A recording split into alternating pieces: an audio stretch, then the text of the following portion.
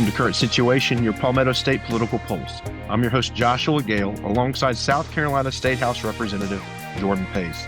Every week, our goal is to help you navigate the complex world of politics through biblically conservative perspectives. Before we begin today's show, let's take a moment to hear from our sponsor.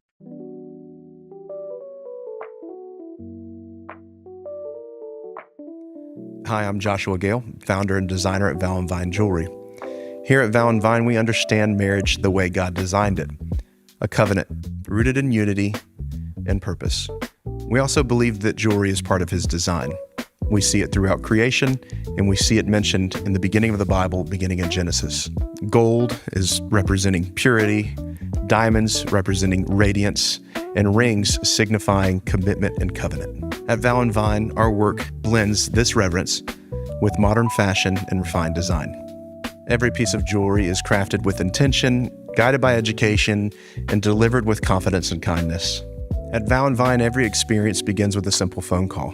Whether you're just needing fashion and style guidance, or you're wanting to create something custom and uniquely yours. Whether you're envisioning a custom engagement ring, style guidance, or a meaningful gift, our goal at Val & Vine is to make your journey personal, clear, and enjoyable. So take your time, explore our collection, and when you're ready, schedule a commitment-free call with one of our team members. There's nothing we can't design together. Well, I know we've got a lot to cover today, and got a lot of questions for you from my end. Seeing you've made the headlines a couple of times already here in 2026, and sometimes unfavorably and sometimes favorably. But it's always good to hear a conservative voice in the news and your opinion shared in that perspective. So I know we have a lot to cover today. Let's go ahead and jump right in. The first thing that I'm looking through here are obviously what we always love to talk about, taxes. For me, these are a big issue, especially with Christians and in the church, and folks that begin to cry a lot about taxes when they become passed, but the time to have made a fuss about it and talk to your representatives was when it was being voted on, when it was introduced into bills, when it was earmarked, things like that. And I continue. I've been in the church for a long time. I've worked for churches. I hear people that will come against their how their tithe money gets spent more than they care about how their tax dollars get spent in the state house in Columbia. So there's 10% of that they're actually physically writing a check for, having a direct deposit.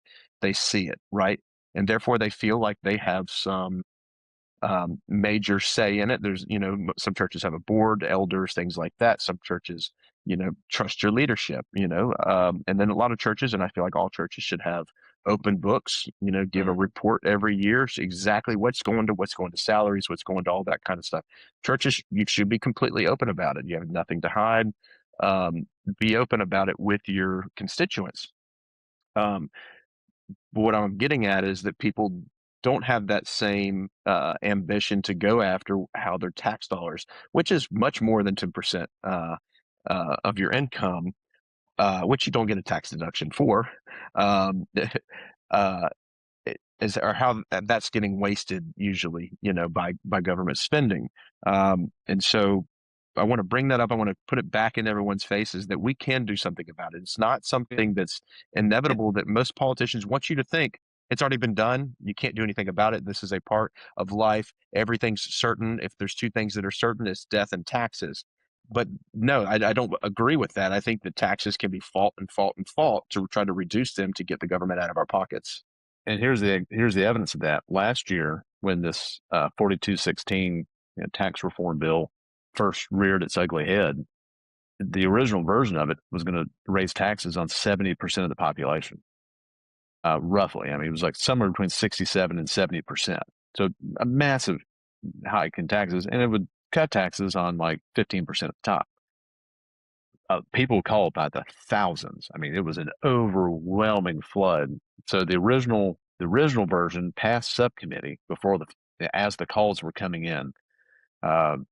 It's a 5-member committee. The 2 Democrats didn't show up, so it was actually, ironically, 3 Republicans that voted for it and got it to full committee. Well, by the time they got to full committee, the brakes the brakes had been put on, and they said, "Well, maybe we need to rethink this because of the overwhelming uh, calls and emails and everything else." And we were ringing the alarm bells about it. Well, they changed it, so they made it, I guess, less egregious. It went from raising taxes on 70% of the population to raising taxes on about 26% of the population, um, while lowering taxes for maybe 26 to 30% of the population. Basically, it became a shift rather than just a hike. Because of Um, the calls of because of constituents. the calls. You're right. So it's still not a great bill. And the Senate has now sent that back to us. And we'll get into that in a second, like what can be done. But that's proof that, like, if enough people call politicians, and that was last year, not an election year. This is an election year when filing begins in a few weeks. So this is when politicians, particularly in the House, are most sensitive to phone calls and pressure. So it can be done. In my opinion, that is something we should all unite around, no matter what your party is or anything. We work so hard for our money, and it's just so hard to watch it wasted. Now, you can become ignorant. You can choose to not see how it gets spent. And then, ignorance is a bliss, and you're like, man, they're going to waste it anyways. And I guess we have some of the things, but do we have, is it being wasted, Yeah. or is it being Well, stewarded well?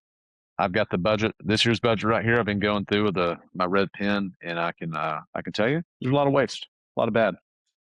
Yes. Well, can't wait to hear more about that in the coming episodes. Let's start first. Let's go through Columbia establishment is rejecting the Trump tax cuts. There was the big beautiful bill that we've all heard so much about. It's one of my favorite things to watch is that Trump could say free McDonald's for everybody for a year. Everybody would just be up in arms about it. He could say the sky is blue and people would be so upset. So they hate the person. They're more obsessed with the person than they are the anything that comes out of the establishment. And I think it's an obsession. I think I've said it before. Um, I see them post even if they're a Christian, I see them post more in disgust of Donald Trump than I do them posting about the gospel or what they learned at church or how much they love their family. I hate that for them. I hate that they're so obsessed because they're so offended or they just can't stand that person. I know they call it Trump derangement syndrome, but it may be true if you post more about him than actual conservative people do, and I watch it clearly. So, in that big, beautiful bill, there were Trump tax cuts that would benefit South Carolinians. And tell us about that versus what the establishment in Columbia is trying to do.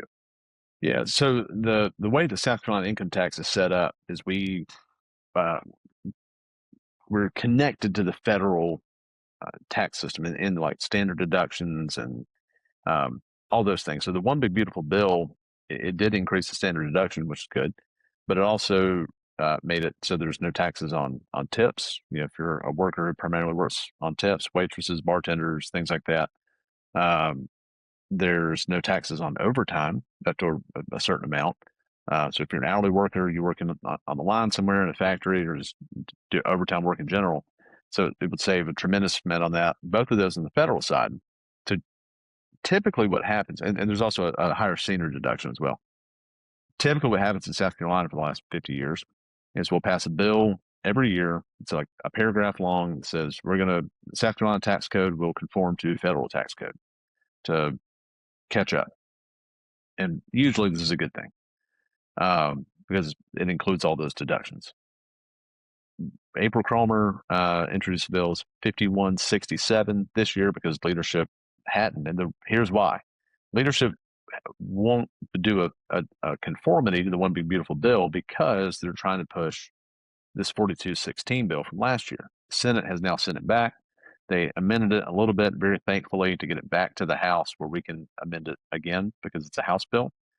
And if 4216 passes, it decouples us entirely from the federal system, which means no standard deduction, none of the other things, child tax credits, things like that. And again, broadly, 4216, it does slightly lower the rate of taxation, but it increases, for some people dramatically, the amount of your income that is taxed. So if you make more than $30,000 a year, what's above that 30,000 is taxed at the Senate versus is 5.29%, but you don't get the standard deduction. You don't get all these other things. We ran the formulas. RFA ran the numbers on this, and it's still 26% of the population that would get a tax cut, or excuse me, a tax hike, and then about the same amount of people get a tax cut, and then for people in the middle, it's kind of the same. It's spread out all over the place on both sides, who would get cut versus who would get an increase. But primarily, those who would get an increase are in the range of like 120 to 320,000 a year for family income, particularly if you have kids, because you're missing out on those dependent deductions and things. So I ran a kind of comparison. I'll have it out later, kind of Excel chart to be able to like plug in your income and status, single, head of household, or married. It's almost ready. I got to tweak it a little bit so people can see for themselves how it would turn out. It is particularly if you're comparing conforming versus 4216. If you're a waitress with 2 kids, this hurts. If we conform, it saves you a whole lot of money. Obviously, on the not taxing your tips and this higher standard deduction, and everything else. If we do 4216, you're paying a couple of $100 more a year in taxes that you can't afford. If you're a dad who's married and has 3 kids, working in a factory for making 65,000 a year, and 15,000 of that's overtime, you're plugging in 10 hours a week every week on top of your 40 hours a week. It's going to hurt you too. So that's what we're trying to preach, that, and trying to ring the alarm bell on that. We can just kill 4216. That's very possible, and pass conformity, or we can try to fix 4216, get everybody a tax cut. We're good with that too. The whole point is we don't need to raise taxes on some people so that others can get a tax cut. We can just cut spending. The budget this year is $2 billion more in income for the state, and revenue for the state, than we had last year. $2 billion more. We can afford to cut taxes for everybody, is the grander point. Wow. Seems like it makes sense to me in every single way. And it hits home too. Melissa and I were out to dinner the other night, not far from the house. And there was a woman, I always get to know my waitress, pray for my waitress, tip them well, all that kind of stuff. And this woman was a social studies middle school teacher, waiting tables so she could just take a vacation. This would hurt her. It'll hurt her tips that she was exhausted. It's exhausted. And obviously on her feet all day, and then on her feet at night, just because she wants a vacation, obviously. So we work so hard for our money, and it's just so hard to see that, and to know that we can cut taxes. We can keep more of the money that we work so hard to keep. I mean, Jordan, I've got almost 5 children. It is very, very, very expensive to have a family. And the more successful I am, the more expensive it gets. It's like I can't keep as much of what I'm making, and it's not going very far. And all we got to sacrifice for people to keep more of their money, all we have to sacrifice in the budget is things like the Human Affairs Commission and the Sea Grant Consortium. And maybe USC Sumter doesn't, a 2-year school with dropping enrollment. Maybe they don't need $5 million to build a health and wellness and a fitness center. Basically, is what they're trying to do. Maybe Clemson doesn't need $10 million to build a computer lab when they have $1 billion in their endowment. Like, those are the kind of things we found. I've identified almost, I'm trying to think about this, about 1,000 FTEs, like full-time vacancies for the state, that have been vacant for a year or longer. And last year, and when the budget came around, we identified about 1,000, a little over 1,000. It was $115 million that we could have cut that went into nowhere because these positions have been vacant for a year and continue to be vacant. So, like, there's things we can cut that are not sacrifices for everyday family. This isn't cutting highway patrol, the prison system, education. It's cutting none of it. We're not cutting DOT. That stuff's not on the table. It's all this extra junk, pet projects and those kind of things. Please keep us informed on that. Again, if you're hearing this, this is the time to weigh in on keeping more of your money in your pocket. This is the time to call your representative. This is the time to shine. Put on that cape and shine for the things that matter for the future of your family, and to get your representative that you voted for. It's your responsibility. You put them in office. They get them to hold their feet to the fire. A lot of these folks are there knowing that they are not being held responsible for stewarding, your vote, that you're giving them your vote, because you're not going to hold their feet to the fire. There's no accountability for most of these guys in Colombia, men and women in Colombia, because the people are at capacity. I get it. You're at capacity. It doesn't take long. You can text or call and let them know you by your first name. You know their name. Make sure they know you by your name, and be the squeaky wheel. And hey, what are you doing on this? My father-in-law is incredible at it. He calls every office. He talks. He calls Tim Scott's office. He called and said, "What are you doing about this? Hey, this is how I feel about this, and I need you to make sure you know how I feel about this." He calls every constituent he's got. We have to do that. We have to be in a habit of doing it. The younger generation has to do it. Or we're going to end up with less and less and less as the years go by, wondering how the heck we got here. Because it's not an all out in your face. It's slowly over time. We're going to take a little bit more, take a little bit more, take a little bit more, until you just think this is normal. This is normal. This is just the way it is. No, it's not, as the song says, the way it is. It doesn't have to be. So, moving along from that, I know I mentioned earlier you were in the press, and the quote that went along with that is, "People don't vote based on the color of their skin." Tell us what you were saying and why you're saying it, and kind of some of the defense around that, because we know that those short news clips don't capture everything. Right. I had a hearing on a bill that I filed. The bill was filed last year, but the hearing was last week, about changing the district lines for the congressional districts in South Carolina. So this would have changed 6 of the 7. The first district would have been left alone entirely. But the premise of this was the 6th congressional district, which Jim Clyburn has been in for, I think, 32 years, maybe longer, 16 or 17 terms. He's running for another term. It was drawn specifically for him, according to a ProPublica article about this, like not drawn for Democrats versus Republicans. It was drawn for him with his input. And congressional districts shouldn't be personal fiefdoms, for individual politicians. But the district's drawn, it's like a plus 16, 17 Democrat district. And the philosophy behind that, and philosophy around a lot of these gerrymandered districts around the country, is based on the kind of last remaining portion of the Voting Rights Act that's vaguely, it's been interpreted to say in the past that you have to functionally draw districts keeping race in mind, like keeping the color of somebody's skin in mind.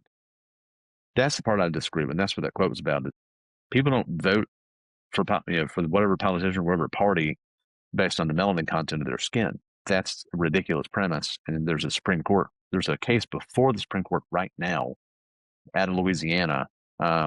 This actually had been heard twice about exactly that. And the Supreme Court is going to decide sooner rather than later, from what I've heard, whether or not that part of the Voting Rights Act will remain intact. If they rule against it and say that the color of somebody's skin shouldn't have any effect on the congressional lines, then we have a really strong opportunity to change these lines in a way that makes the 6th district competitive.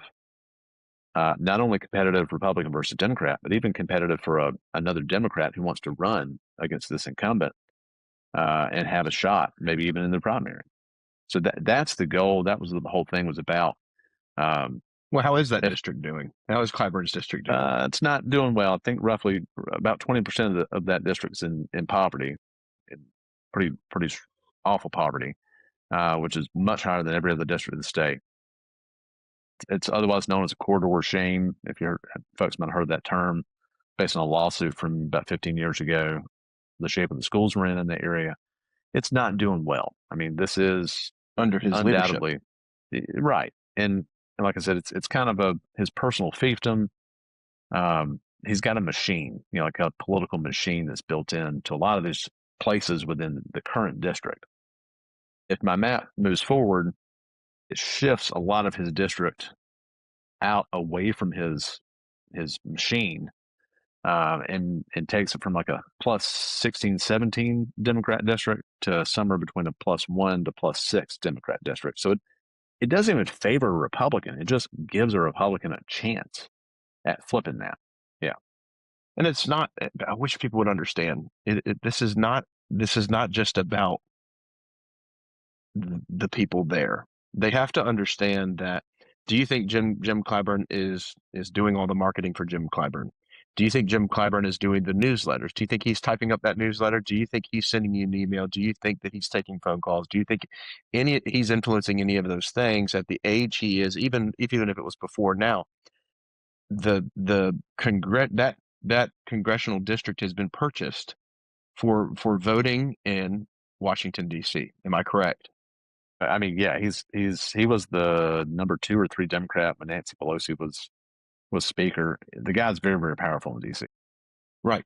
It has nothing to do with taking care of his own district or the people there, and it's obvious to him he doesn't care having the district of shame. And I've been to those places. I was, you know, I've worked in the past. I've worked with every community college in South Carolina. I've seen the worst. I've seen the worst public schools. I've seen everything in the most rural, remote parts of South Carolina, and things that I'm like, whoa, they got stuck in a decade back here, and it's pretty insane. But the government's not there to help. It is lost on me that people don't see that their vote has been sold and purchased for the betterment of a select few, not for them.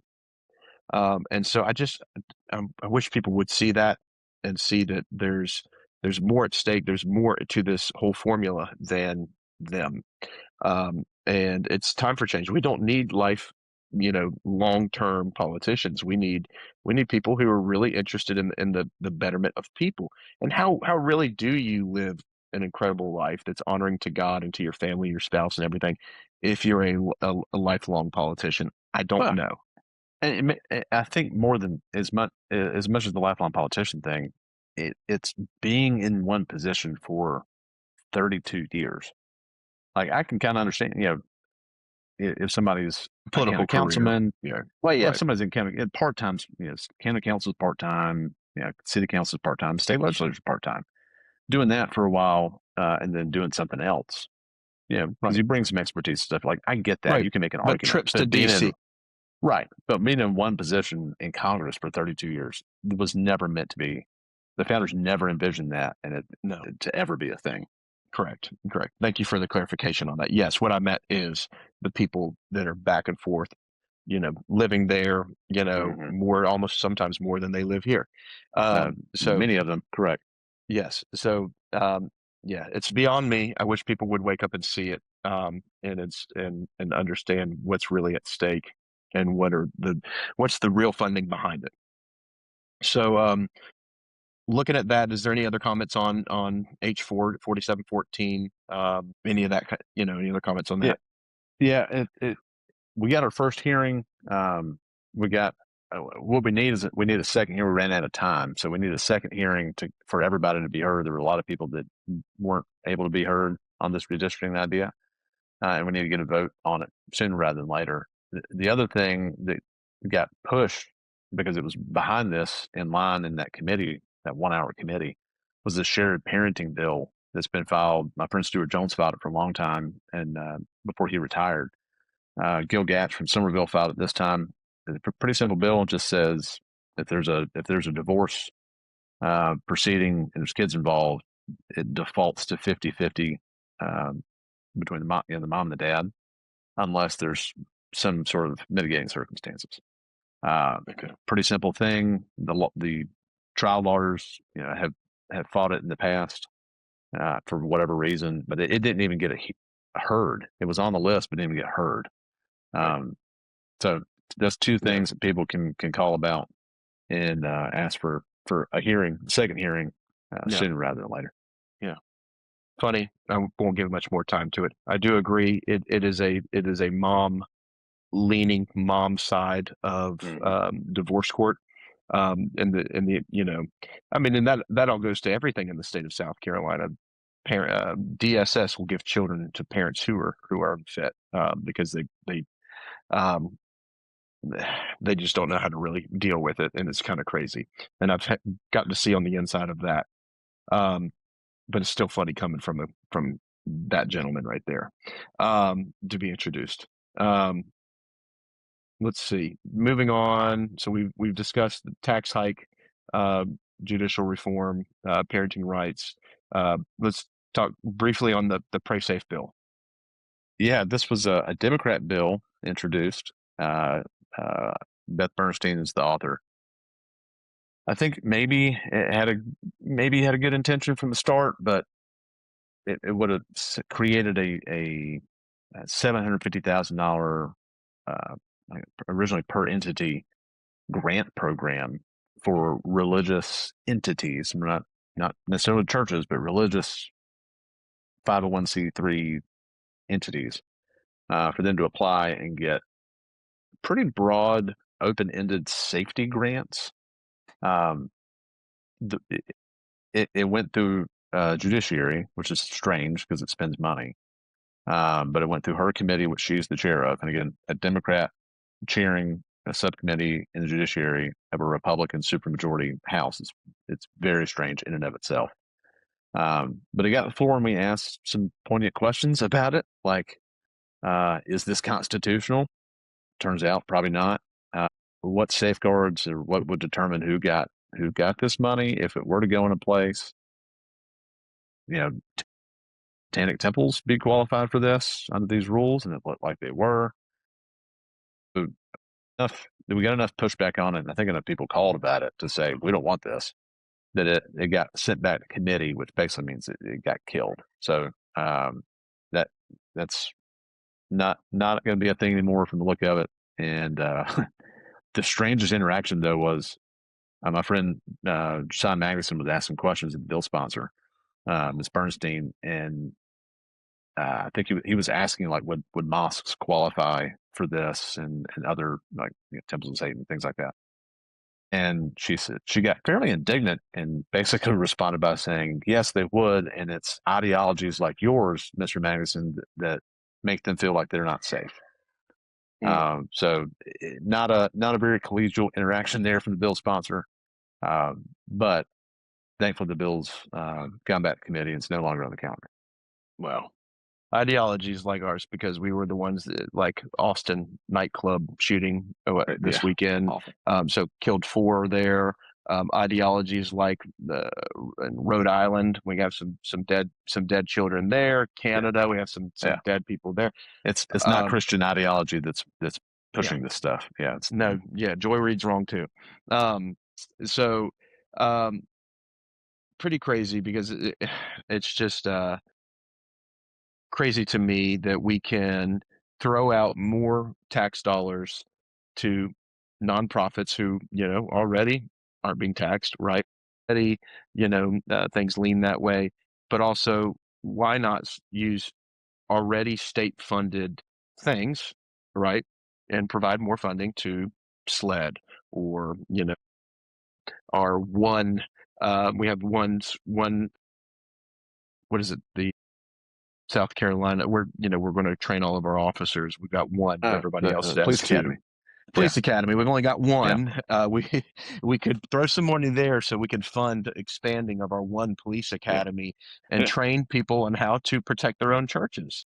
Yeah, people don't realize, I don't think, that we have less highway patrolmen on the roads now than we did back in like the early 90s. It's crazy. The money's there. It's just they're having a real hard time recruiting for whatever. There's a whole lot of backstory behind that. But to your point, there's a lot better ways we can use that money, more efficient and constitutional ways to use that money than to hand them out to 501c3s. Yeah, 100%, 100%. So that, and then it's just there's many, many, many ways to hand them out, and then to hand them out to what kind of organizations. I mean, I, could be a retired police officer and have a training program for churches.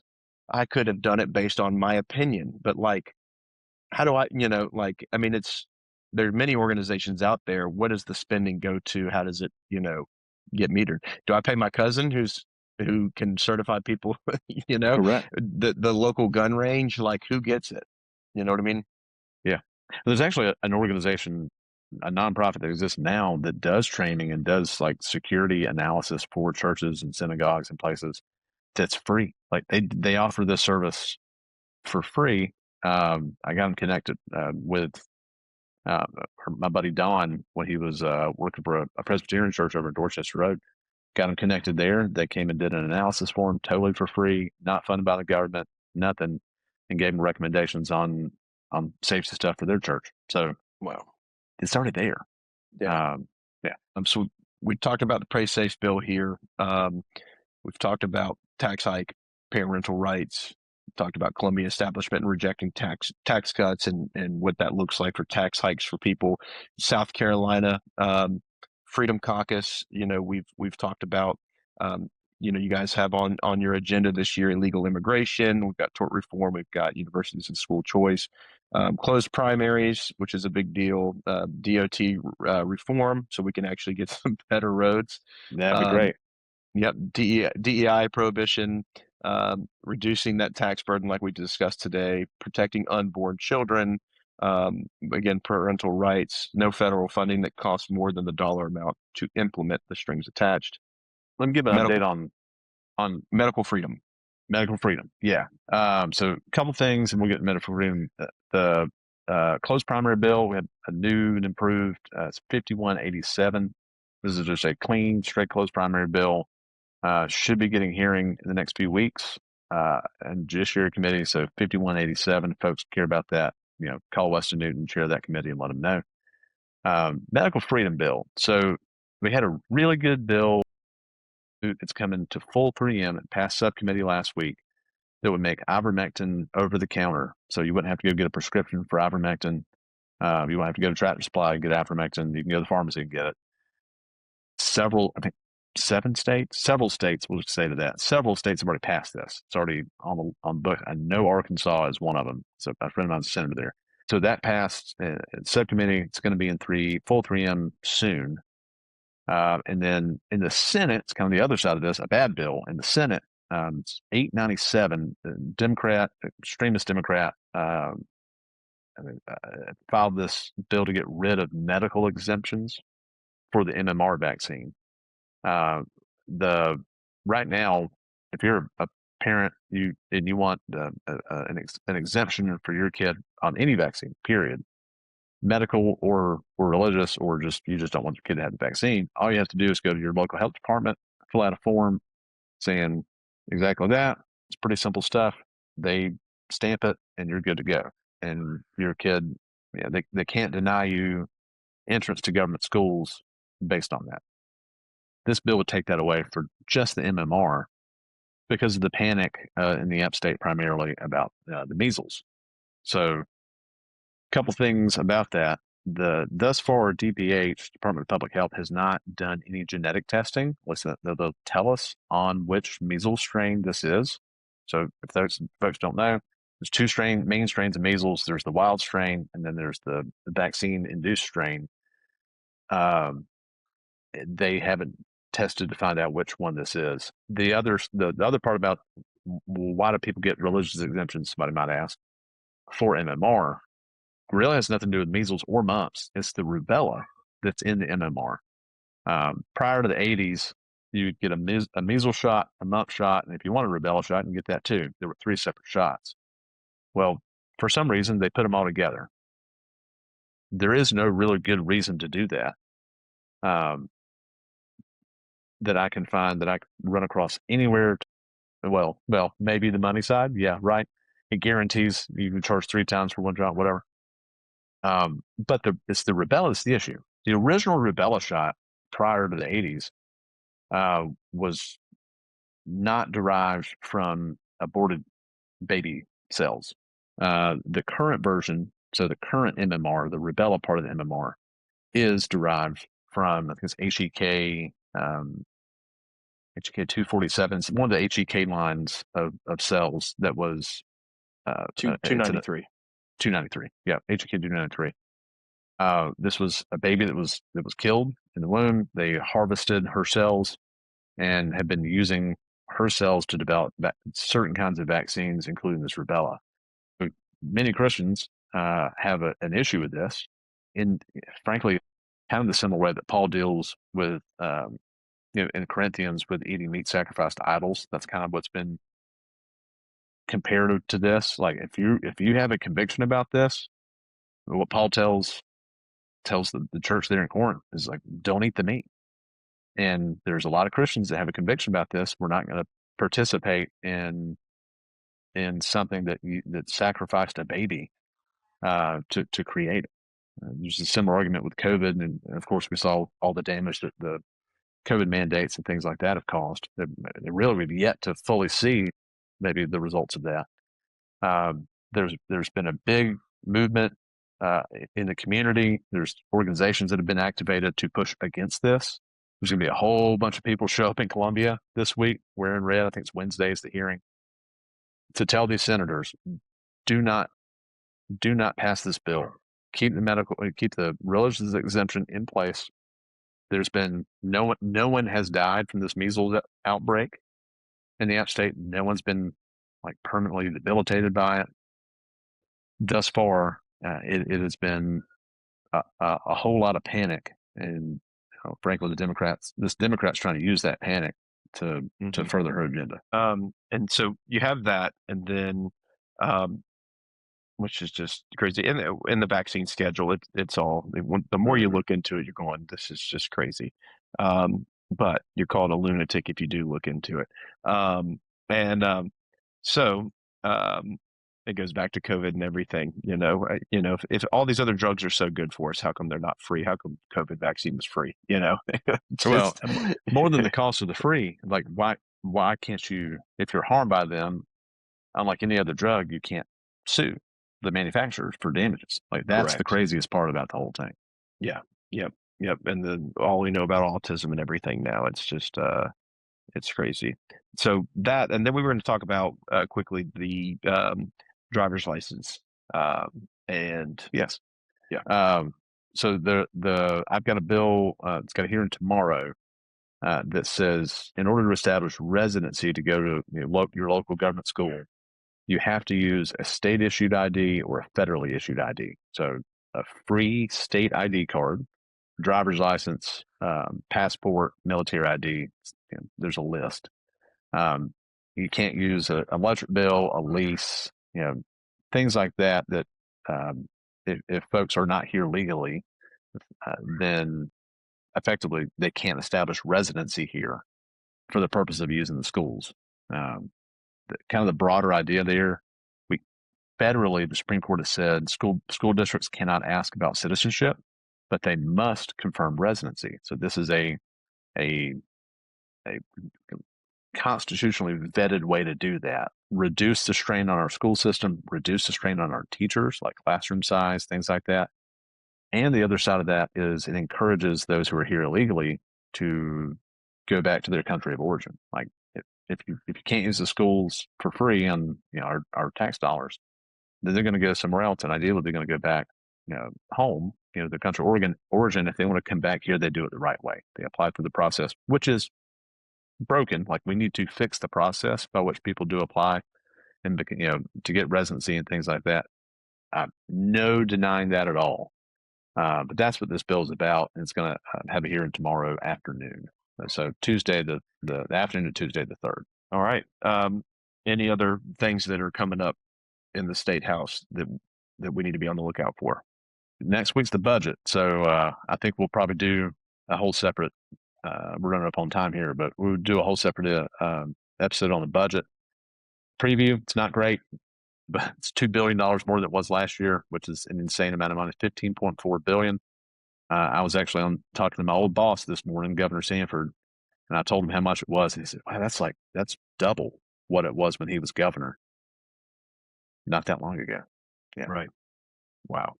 Well, can't wait to hear more about that, figure out where the earmarks are hidden, and how we expose all the waste of government spending. And we thank you for your vigilance and looking through that and spending your time, making sure that we keep as much money in our bank accounts as we can, not for greed, but for the betterment of our families and the future of our families. So we thank you for that. So thank you for tuning in, and we hope that you learned something, and we hope that it has encouraged you to be more involved. Share this episode with a friend. Follow us on our social media channels, where we'll break this episode up into different reels. You can share those different clips and pieces. Weigh in, give us some of your thoughts, whether you agree or disagree. We'd love discussion around these topics. Again, we'll follow up with you in the next few weeks, referring to the South Carolina budget. So thanks for tuning in, and we'll see you soon.